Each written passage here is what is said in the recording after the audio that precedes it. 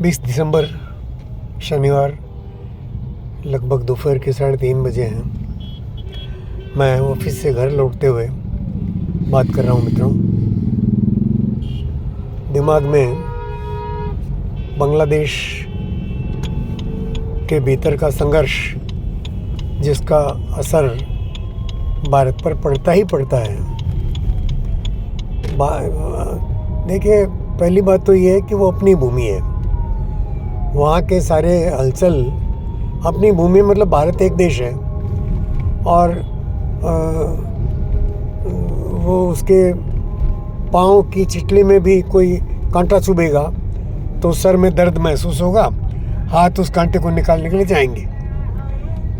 तो वैसे ही संबंध, आज बांग्लादेशी अपने आप को अलग मानते हो पर है तो भारत की भूमि, तो लेकिन अभी हम उसको अलग माने तो भी वहाँ जो उपद्रव चल रहे हैं मुसलमानों के कारण, इस्लाम के स्वभाव के कारण, वो भारत को भी बहुत बुरी तरह से प्रभावित करते हैं। और मुश्किल ये है कि वेस्ट बंगाल में भी ममता रानी है, तो उनका मिजाज, उनका स्वभाव वो मुसलमानों के साथ ज़्यादा मेल खाता है क्योंकि वो उनको वोट देते हैं। तो ये दोहरा समीकरण, हमारी ममता बीबी को वोट चाहिए और उधर मुसलमान जो हैं वो अपना संबंध उससे ज़्यादा बेहतर पाते हैं बांग्लादेशी मुसलमान से।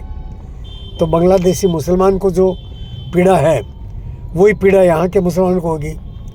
अगर बांग्लादेशी मुसलमान भारत विरोधी नारे लगाता है, हिंदू के लिए हाय हाय करता है, हिंदू को मार देना वो बहुत पुण्य का काम समझता है, तो स्वाभाविक बात है कि बंगाल का मुसलमान भी वैसा ही मानेगा। ये बहुत सीधी सी बात है। तो ऐसे दोहरी उलझन में अभी जब मैं वापस घर लौट रहा हूँ तो जगह जगह पोस्टर देखता हूँ ममता बीबी के, और पिछली बार जैसे आशा बनी थी पिछले चुनाव में कि भाई बीजेपी जीत जाएगी, तो बीजेपी के लिए कुछ प्रचार भी किया था अपने शरीर की सीमा में, तो लेकिन जीत गई ममता। तो फिर जो मारकाट मची बुरी तरह से, तो हम भी डरे लगा डर कि मार देगी। बच्चे हैं, बच्चे हैं, परिवार है, और वो मारते हैं तो परिवार समेत ही मारते हैं। वो तृणमूल के बंगाल का रक्त चरित्र है, तो वो मारने लगते हैं तो किसी को नहीं छोड़ते तो सबके लिए डर लगा। वही डर अभी भी, आज भी, क्योंकि फिर से अब बीजेपी की सिवा और तो कोई कमर कसेगा नहीं, और बीजेपी ने कमर कस ली है। मोदी जी का कार्यक्रम भी हो गया है और अमित शाह का भी हो गया है, और नए हमारे अध्यक्ष जो बने हैं वो भी शीघ्र आएंगे, शीघ्र योजना बनाएंगे बंगाल के लिए। अब तो नए अध्यक्ष की जिम्मेदारी भी है कि वो बंगाल के लिए कोई योजना बनाए। तो ये सारी बातें जो है वो ममता जी को गुस्सा दिला रही हैं। इधर ममता जी के विरोध में वो जो एक मुस्लिम भाई खड़ा हो गया है, बाबरी मस्जिद बनाने वाला हुमायूं कबीर, तो वो भी एक पार्टी होगा, वो भी बोल रहा है कि मैं काफ़ी सारी सीटें जीतूंगा।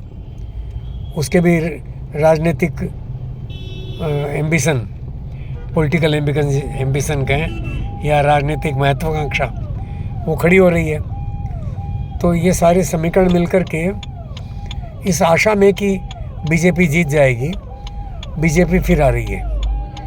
और बीजेपी के लिए काम करने वाले जो संभावित कार्यकर्ता हैं वो अभी से पहले अपनी जान की फिक्र अरे भाई जिंदा बचेंगे तो देश के लिए कुछ काम करेंगे ना, तो उसकी व्यवस्था पहले करके और केंद्र तक इस बारे में सतर्क है कि फिर से वैसी ही और न हो जैसे पिछली बार हो गई थी, वैसी दुर्घटनाएं या वैसा हमारे कार्यकर्ताओं को जैसे 2-3 हज़ार लोग भाग करके आसाम गए थे अपनी जान बचाकर, तो वैसा न करना पड़े। वैसी परिस्थितियाँ, वैसी बातचीत, वैसी चर्चाएं वो शुरू हो गई हैं और राजनीतिक षड्यंत्र और ममता भी खेली खिलाई है, तो अपने वो जो छोड़ के गया है बाबरी मस्जिद बनाने वाला, उसकी तो रग रग को पहचानती है वो, तो उसको मात तो दे देगी वो, लेकिन दोहरी लड़ाई कैसे लड़ेगी? ये समीकरण राजनीतिक लोग जो राजनीतिक परिस्थितियों का विचार करते हैं, उन लोगों में ये विषय बना हुआ है। नमस्कार मित्रों।